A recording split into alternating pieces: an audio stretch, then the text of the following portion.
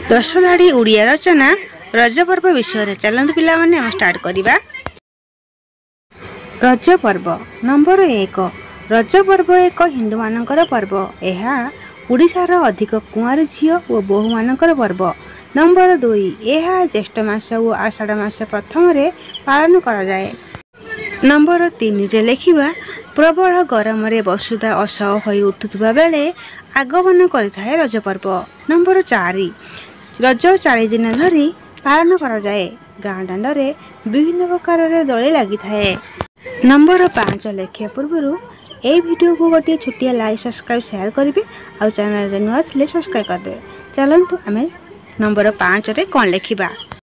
Number 5 रजपान खाई पिला ठारू बुढ़ा जाए पाटी नाली करिथांती एवं सेमेने ताश खेल व्यस्त थांती। नंबर 6 4 दिन धरी रज पर्व पालन करा जाए। प्रथम दिन को पहली रज, द्वितीय रज को संक्रांति बा मिथुन संक्रांति बोली कहा जाए।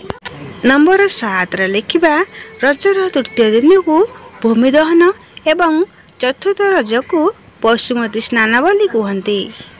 नंबर 8 यह कृषि भित्तिक पर्व। माँ धरणी रजस्वला होता है, से खाली पदरे माँ धरणी उपरे न चलवा प्रथा रही।